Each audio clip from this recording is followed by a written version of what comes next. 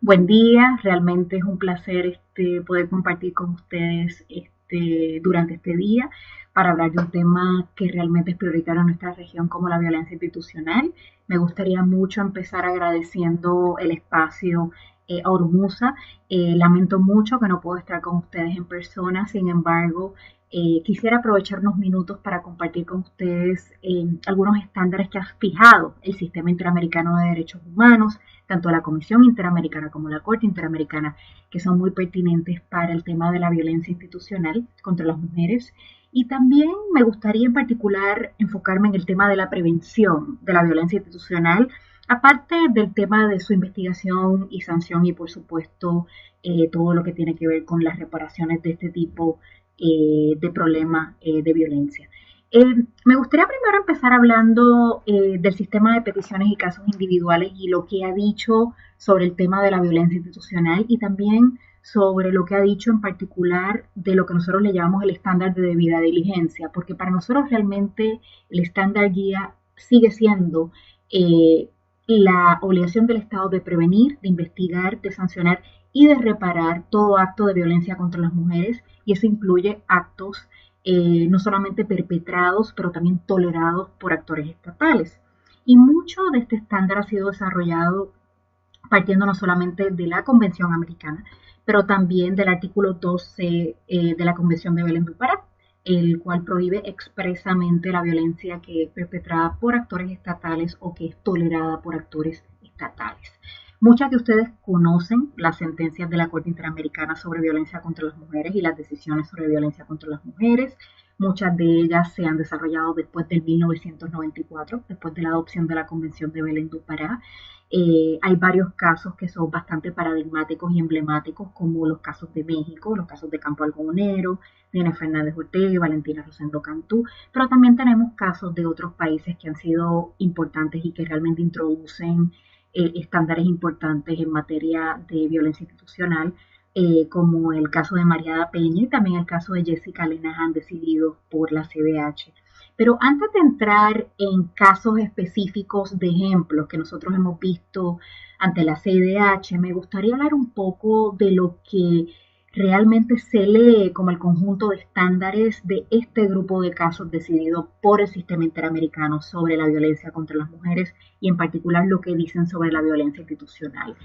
Creo que una pauta muy importante de estos casos, que es importante nunca olvidar, es esta conexión entre la discriminación y la violencia contra las mujeres y cómo realmente cuando se trabaja con entidades estatales, cuando se trabaja con funcionarios públicos, por ejemplo, en programas de capacitación, en programas de prevención, en el diseño de protocolos de respuesta y también en el diseño de legislación y políticas públicas, es importante no solamente trabajar en el aspecto de violencia, pero también trabajar en el aspecto de discriminación y todo tipo de forma de discriminación. No estamos hablando solamente de discriminación contra las mujeres, pero estamos hablando también de discriminación contra las mujeres afrodescendientes, las mujeres indígenas, mujeres realmente que vienen de sectores en que realmente están expuestas a un riesgo aún más acentuado a actos de violencia. Por ejemplo, mujeres afectadas por la pobreza, mujeres habitando en zonas rurales, mujeres que se ven afectadas porque son adolescentes, por ejemplo, etcétera.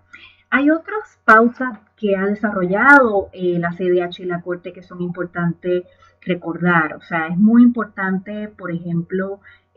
adoptar medidas preventivas en casos específicos que es evidente que determinadas mujeres y niñas pueden ser víctimas de violencia contra las mujeres. Y creo que esto es sumamente importante, por ejemplo, en casos en que mujeres están en situaciones de custodia del Estado, que están detenidas por el Estado, que están en situaciones de privación de libertad o que están bajo el control del Estado en un momento dado. Y varios de los casos que ha recibido la CDH y que ha procesado la Corte Interamericana sobre violencia institucional han sido casos de mujeres detenidas, por ejemplo, de mujeres que han sufrido distintas formas de violencia física, psicológica y sexual en situaciones de detención.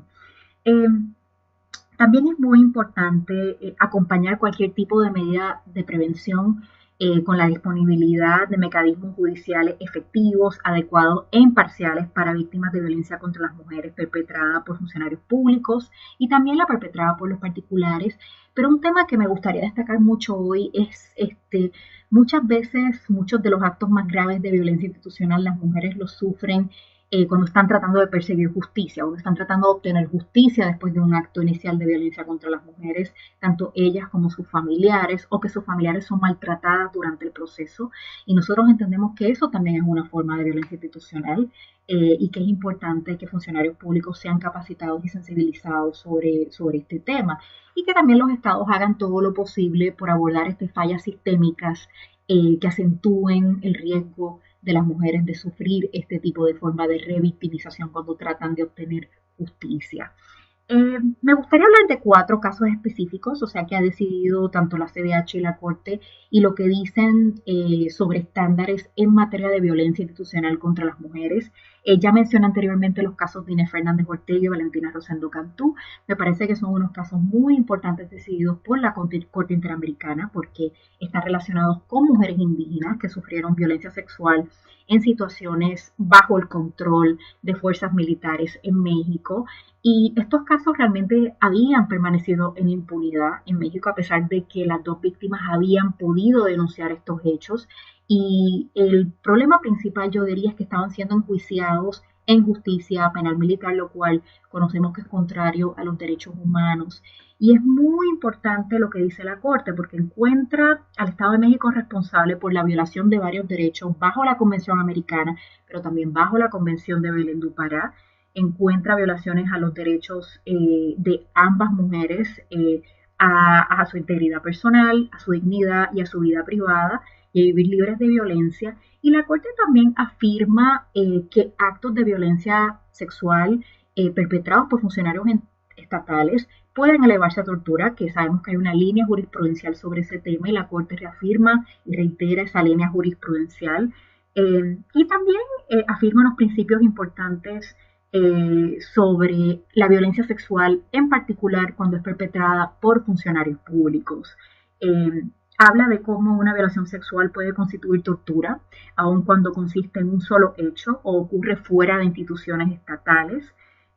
Habla de cómo un acto de violencia contra la mujer perpetrado por funcionarios estatales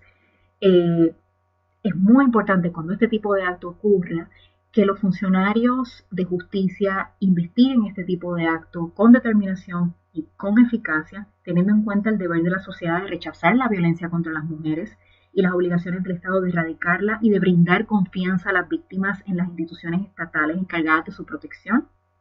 También la Corte habla de cómo la investigación en casos de violencia sexual debe intentar evitar en lo posible la revictimización o la reexperimentación de la profunda experiencia traumática, no solamente en las víctimas, pero también en sus familiares, y cómo la declaración de la víctima sobre un hecho de violencia sexual es fundamental en la investigación, juzgamiento y la sanción de los hechos. También tenemos el caso muy conocido de Campo Algodonero, y que está muy vinculado con irregularidades, inconsistencias en la investigación de la desaparición y muerte de 3 mujeres en la localidad de Ciudad Juárez, México, en noviembre del 2001.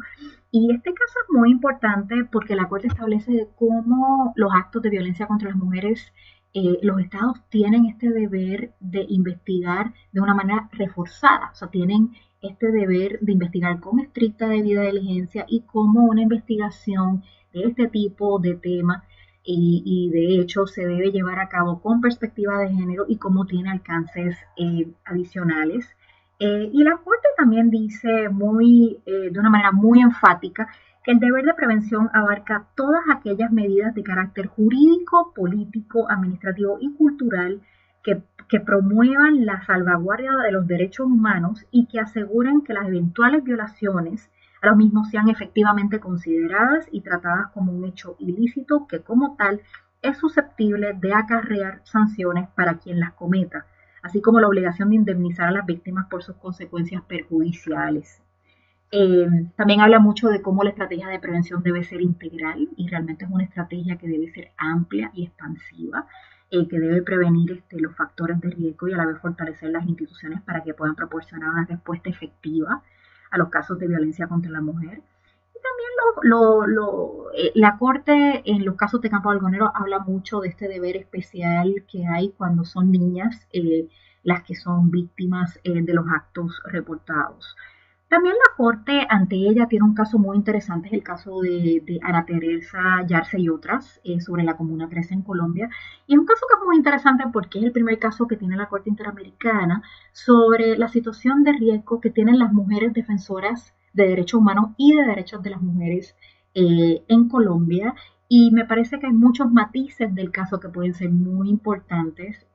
para el trabajo de las defensoras en general y muchas veces la situación específica difícil que pueden tener las defensoras frente a un Estado que comete actos de violencia institucional.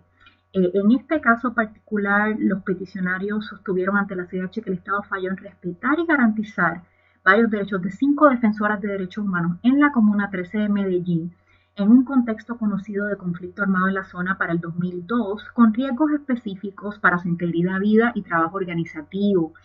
Se alegó en particular que dichas defensoras sufrieron un cuadro de actos de hostigamiento y amenazas por parte de actores estatales y paramilitares, los cuales han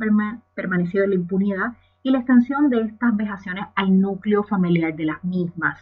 La Comisión en su informe de fondo, que está frente a la Corte Interamericana en este momento, habló y dijo específicamente que el deber de prevención y protección del Estado adquiere un contenido especial cuando se trata de mujeres que trabajan en la defensa de los derechos humanos y esto es parte del contenido de la obligación de actuar con debida diligencia del Estado. El deber de prevención y respuesta conlleva el deber de actuar sobre las causas estructurales que afectan su seguridad, con el fin de crear las condiciones necesarias para el efectivo goce y disfrute de los derechos humanos establecidos en la Convención Americana. También conlleva la investigación y la sanción diligente de los hechos, incluyendo de los autores intelectuales. Como indiqué anteriormente, este caso está pendiente de resolución ante la Corte Interamericana y esperamos que se falle una sentencia pronto. Y me gustaría terminar mi presentación hablando un poco sobre algunas lecciones aprendidas que nosotros hemos podido captar de la información que recibe la CDH sobre el tema de la violencia institucional y de los casos que se han procesado ante la CDH y la Corte sobre este tema. Realmente nos hemos dado cuenta de la importancia de incluir la perspectiva de género en la formación que se le brinda a las y los operadores de justicia,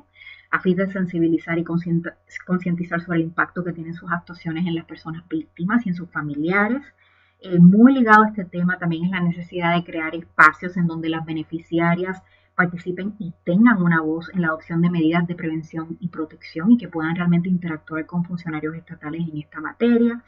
También hay una necesidad de difundir información y hacerla disponible sobre la legislación existente en materia de violencia contra las mujeres y medidas de protección disponibles contra actos inminentes y por supuesto capacitar a funcionarios estatales que vayan a estar encargados de implementar esta legislación para que la puedan implementar de forma eficiente. También es importante crear entidades especializadas en el abordaje de la violencia contra la mujer, como juzgados especiales y unidades especializadas en las instancias judiciales, en el Ministerio Público y la policía. También la coordinación institucional para la atención integral de las mujeres víctimas de violencia es fundamental. Y por último, es muy importante adecuar las legislaciones internas a los estándares internacionales y en particular a la Convención de Belén do Pará. Por ejemplo, es muy importante adoptar no solamente leyes especiales para contrarrestar el problema de la violencia contra las mujeres, pero revisar las leyes actuales para ver si realmente están siendo efectivas y realmente monitorearlas de una forma mucho más continua y también acompañar estas leyes con los recursos adecuados. Y también es muy importante cerrar hablando de los protocolos de respuesta. Es muy importante que hayan protocolos de respuesta de todo tipo de autoridad que tenga algún tipo de pertinencia en el tema de la violencia contra las mujeres, no solamente en procesando casos individuales sobre el tema de la violencia contra las mujeres, pero también en el aspecto de prevención. Muchas gracias de nuevo por esta invitación y realmente me gustaría cerrar reiterándoles que yo tengo un compromiso muy importante con este tema, así como la CDH, su Relatoría de las Mujeres y también sus otras relatorías temáticas. Y siempre sepan que cuentan con nuestro apoyo y que respetamos muchísimo su trabajo y dedicación. Muchas gracias.